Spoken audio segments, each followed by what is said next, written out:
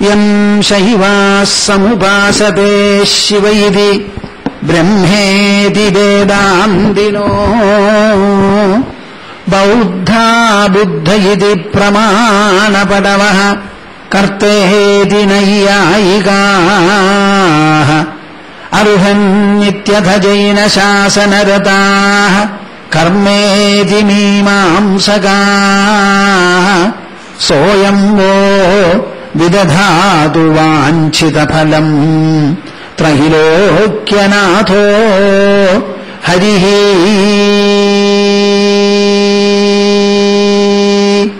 Soyamvo Vidadhatu Vanchita Phalam Trahilokyanaatho Harihi Madhya Hridaya Kashe Sadanandamayo Guru Udetu Satatam Samyak Ajnanatimidarunaha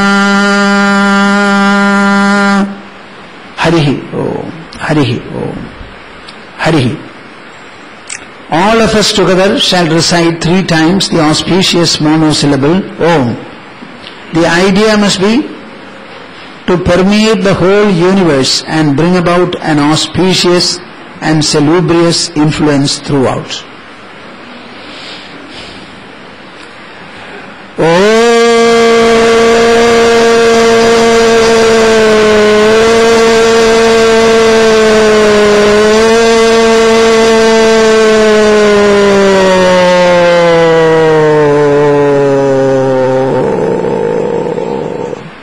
Very good, but has to be better.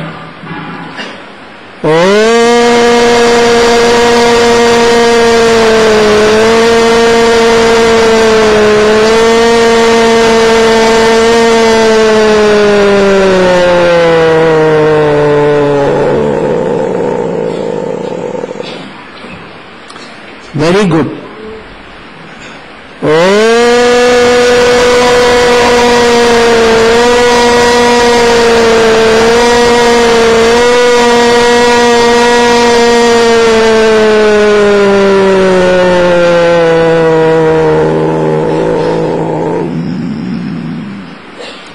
Harihi Om Tas Jai Guru. My dear and blessed children of immortality, this is how our Upanishads address the seekers of truth and the students of Brahma Vidya in front of the teacher. On a similar occasion, earlier in the previous years also, many of you have assembled here along with me and the other inmates of the ashram. The object is very clear. It is to make some kind of a sublime observance of this particular day. Generally, according to the Hindu almanac, the birth star is generally observed for the birthday. But we decided that the star goes on varying every year, so people may not find it easy to understand it. They have to remind it or told every time. It becomes our responsibility also. So we decided we shall observe it by the calendar, English calendar, so that every year it will be the 13th day and there is a permanent information for all of you. So none of you can say that we did not get any intimation from the ashram, because 13th May will be this particular day. I always say that no birthday belongs to us. We are all observing our birthday, but I am wondering whether we create any birthday at all. What is after all a day? A day consists of 24 hours, and this is the time taken by our Mother Earth to revolve on its own axis and complete one revolution. This is the mark of the day, 24 hours, and half of it is dark and half of it is bright. Like that we have 7 days constituting a week, 2 weeks constituting a half of the month, then a month, then 12 months, 1 year. Then we also have cycles, bigger cycles like Shashti Samvatsaranam Madhye. 60 years constitute a cycle. There are other cycles also. There is no motion in a straight line at all anywhere in the whole world. Everything is in a circular or cyclic manner. Our concept of time is also not something very linear, but cyclic. The linear time is not acceptable to our thinkers, our spiritual philosophical thinkers. So I always say, for our birthday, we have to be grateful to the Mother Earth. And when I say Mother Earth, you may wonder, is the Earth our mother? I think she is the mother of all creatures in this world. The first parents, where from did they come? Who gave birth to the first parents? Obviously the earth. We are a land animal, not a water animal, nor an air animal. So our forefathers definitely have come from the earth. If we have a parentage, those parents had their parents had their parents. The first set of parents were born and delivered off by earth. So earth is certainly our mother. As we are inheriting traits and qualities and virtues from the earth, from our parents, we must also imbibe and also display qualities and virtues of Mother Earth. And if you start looking at the earth, a number of qualities we have to imbibe. How consistently she is going on, revolving on her own axis and around the sun. Do we have this kind of a punctuality as part of our life? It is something that every one of you will do well to think. What about the tolerance? Earth has a great tolerance at all. Great tolerance. A number of creatures, a variety of creatures are hosted by the earth. If we have part of earth's hosting attitude, I think everything will be alright.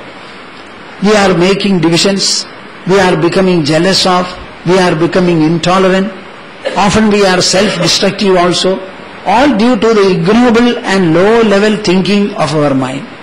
I think in all these things we have to set our own Mother Earth as an example of values, goodness and qualities which we have to imbibe. Never tell me that I cannot imbibe this quality, because earth displays it. That means our Mother Earth is displaying, and we certainly have a part of it as heredity in our system. So whenever I think of the birthday, I always find no birthday belongs to anybody. Every birthday is created by Mother Earth with reference to the sun. 1 year back she was in the same position with reference to the sun. A year later also she will be here. So all our birthdays belong to the earth and they are created by the earth. And earth is not a solitary planet in the whole of the universe. She is one of the several galaxies, you can say. So earth, our attitude or gratitude towards the earth should be enlarged to be the gratitude to the whole universe. Can you imagine a human heart which is able to host a kind of an attitude like this? What would be the expansion, the breadth, the loftiness, the nobility of such a mind? I think we generally have a trifling and a puny and a mustard-like mind. All this mind should be replaced by a growing and getting more and more enriched mind. I think the only task of a human upon this earth is to have a better and a broader mind. We are born in a house as a child of our parents, but so far as our mind's growth is concerned, it is not constricted by either the house or even by the parents. I always say tirelessly one important fact. At the age of 21, our body completes its growth. Thereafter, what is it that is to grow in us? Our mind, our intelligence. Intelligence grows by understanding. Mind grows by better and better concepts, emotions, attitudes and the like.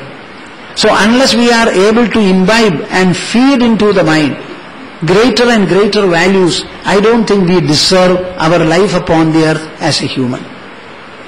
A man is not what he has, but what he is, qualitatively, virtuously and otherwise. So I think there is a lot of examination to be done, at least on a birthday. If you can examine during the past year, what was my character, how was I behaving, is my behavior according to my own approval, how many defects of the mind have fallen, and how many virtues the mind has incorporated, this kind of a psycho-intellectual self-evaluation, stock-taking will be very, very useful on the birthday. You need not wait for the birthday. You can do it any day of the year. But at least do it once in a year, thereafter once in a month, thereafter once in a week, then once in a week, once in a day, and once every hour and always. There must be a self-evaluational process constantly working in our personality. Otherwise we won't improve at all. We have a celebrated proverb which says, Ahara nidra bhayamaithunani samani chaitani nranam pashunam jnanam naranam adhigo vishesho jnanena hina pashubhis samana. We are a distinct being upon the earth. We claim it for ourselves, and nature also has awarded the status for us. Shri Krishna tells Uddhava in the Ekadasha Skandham, Mukti Skandham of Srimad Bhagavatam, I created a number of bodies. These bodies had 1 leg, 2 legs, 3 legs, 4 legs, multi-legs, but I was not satisfied. When I created the human being, I was very happy. Why?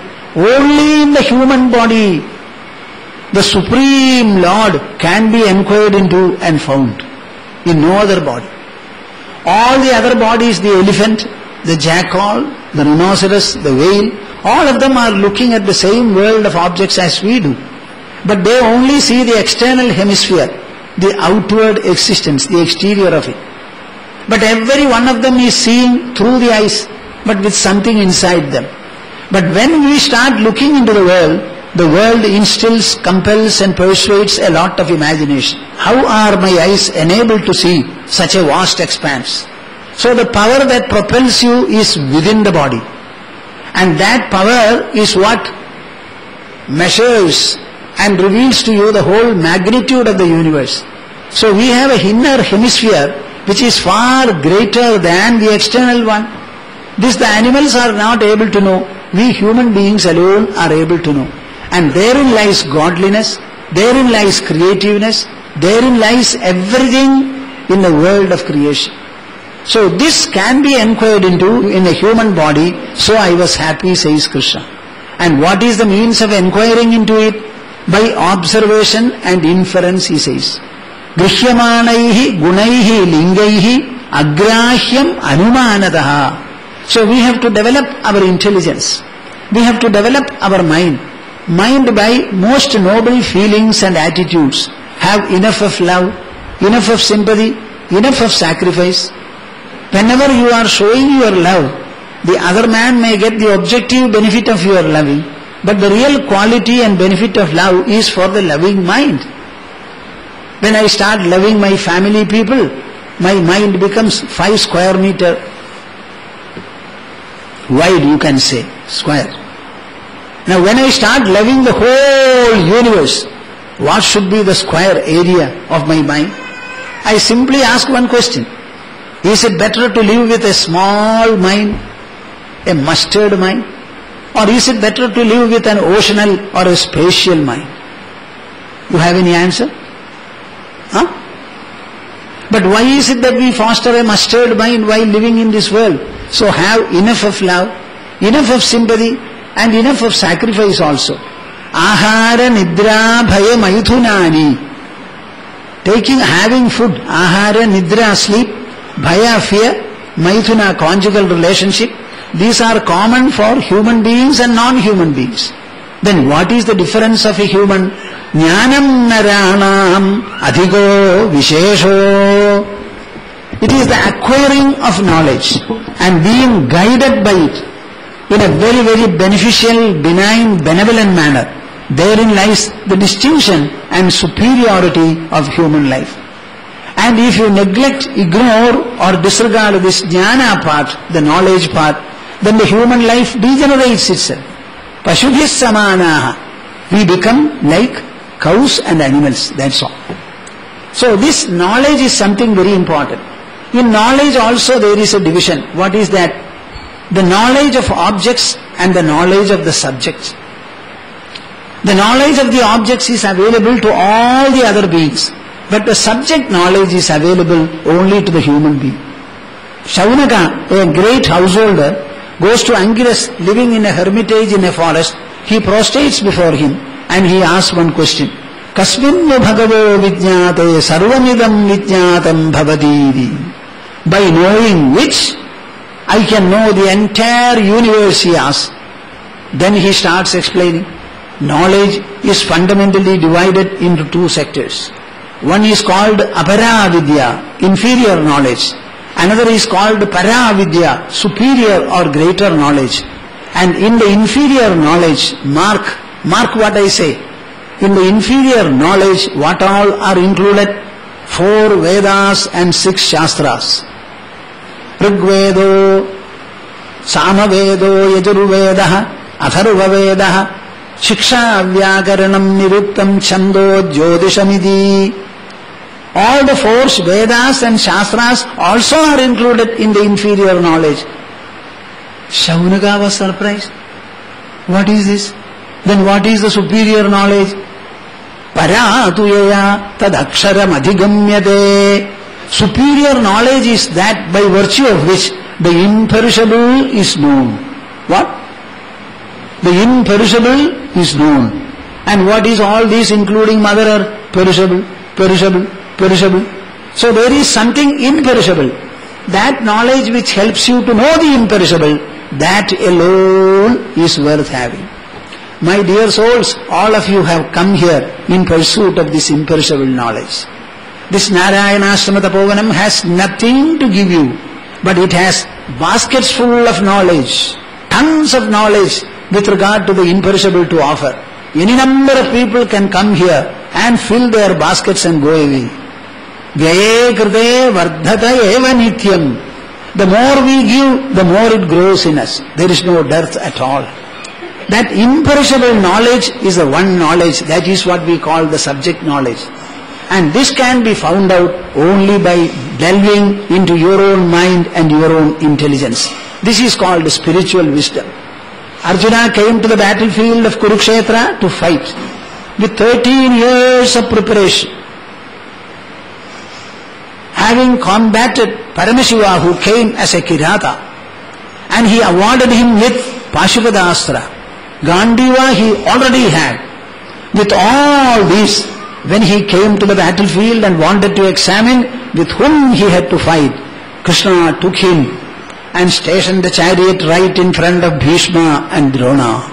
Bhishma Drona Pramukhataha Sarvesham Chamahikshidam Uvaja Partha Pashyidan Samavedan Kurunidhi. Arjuna, you wanted me to station the chariot in such a manner that you will be able to examine and find out with whom you have to fight. Look, this is your grandfather, the commander-in-chief. Adjacent to him is Drona, your own teacher, from whom you have learned the skill of archery. You have to combat these people first, then only penetrate into the army. Arjuna's nervous system shattered. Gandiva started slipping from his hand. The mouth went dry. The whole skin was ablaze. This was the condition of Arjuna. Do you know why? He had enough of inferior knowledge. Aparavidya he had. In Paravidya he was a zero. The same is going to happen to every one of you. Until you will acquire para knowledge, your mind is not going to be stable and it will not be able to function well. All our devotional exercises, the millions of temple India has, this holy land has, a number of religio-social practices, all of them are aimed at inculcating, cultivating the para knowledge. When we light a lamp in our house, we are becoming a seeker of para knowledge. When we observe a vow or a discipline, anything whatsoever religious or spiritual or cultural in our land is always pointing to the need for acquiring this para knowledge, the knowledge of the imperishable. Spirituality is actually a process, a pursuit, by virtue of which this para knowledge is ripped open before you. Then Arjuna was told about the imperishable soul. Sri Krishna was exposing him to the imperishable nature of the soul. And he said, by knowing the soul alone, you will be able to contain your mind when Bhishma falls and Drona dies.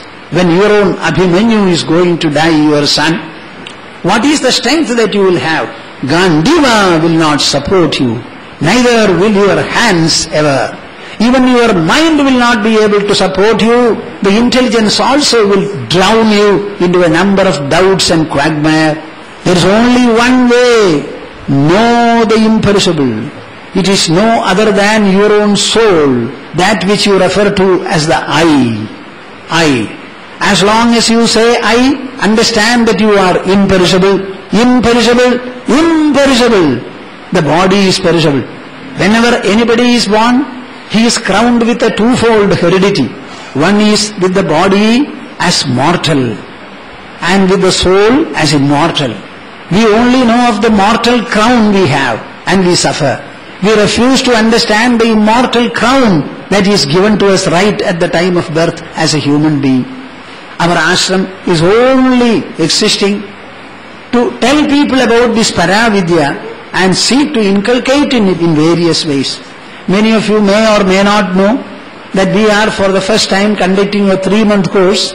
It's called Experiential Vedanta. It started on the 11th of April and just now a month has passed. We never wanted to have more people. The age group was 20 to 40. We wanted youngsters, middle-aged people to come here and imbibe it if they can. And the teaching is entirely focused on the mind and intelligence and heart alone. Every syllable we utter is an arrow shot at the listener's heart, skull and ego. The entire learning is molded in that manner. We are teaching Gita, we are teaching the Upanishads, we are also teaching something allied in the form of Prakarana Granthas, etc. The most difficult part of it perhaps for the listeners, that is already over. Now we are all very relaxed. And I am very happy that all the people who have come here are very good recipients. They may perhaps have had some misgivings, what is it, what is it. Every day we are grilling them, putting them to a 6-hour tuition. Is it not? 6-hour tuition. Questions are given. Very soon we will ask them to conduct seminars on the subject. One of them will be asked to speak and explain what they understand. So, in 3 months we are doing it for the first time. And I think it is very, very good. The only difficulty is to conduct the course properly. We are becoming a little tired, including myself. I don't know whether Ma, you are tired. You are not tired. Mutun Swamiji? No, only I am tired. So, I think our students are very good. From the students level, they have to promote themselves to the seekers level. And from the seekers level, they have to promote themselves as intense seekers of immortality. So, this is what we are doing, perhaps for the first time. And depending upon the experience and the outcome, we may think of remodifying the course and conduct it in a different manner. I would welcome children also. Yesterday somebody told me that I have 2 sons. One of them, the younger one, is interested in spiritual matters. I would like him to grow with spiritual and moral values. Swamiji, what can you do about it? My house atmosphere is not suitable. I would like him to be exposed to this. So I have started thinking how these school children, soon after they pass or reach the 10th class, how can they be mustered? And a kind of an exposure can be given to them. Who will take charge of them? I said our ashram is not meant for students, academic students who are learning in schools and colleges. Here people finish their studies and then come to become a student, as a residential student or otherwise. But in any way we shall think about what you have said. And they are supposed to come here any day. I don't know when they will come. So this is what, so far as Narayanashrama Tapovanam is concerned, understand that the spiritual life is a life which is meant to pursue, enrich, empower, elevate and expand your own inner personality, consisting of mind, intelligence and ego. I don't know if I were to give you marks, how many marks can I give to your mind? I have a doubt. You yourself evaluate your minds and give me on a paper. Is your mind good? Is your mind poised to become great? Is it loving? Can it accommodate? Will it excuse? Are you tolerant? Are you free of jealousy? Are you pure? Are you noble? Can you be relied upon and dependable? Do you have integrity? Do you have commitment? Can you pick up dedication? And will you ever become exclusive? These are the qualities of the mind. Tell me how many of these qualities you have. So Narayanashrama Tapovanam proposed to inculcate these qualities to the best of our ability and to the best of the receptivity of those people who come here. This is what is called spirituality. Spirituality is not a mystery. Not at all. It is not a miracle. On the other hand, it is a direct process of dealing with your own mind and intelligence. To purify it, reform it, refine it, enlighten it, and make them more and more functional and performancially excellent, so that along with you, the whole world will be benefited by your life.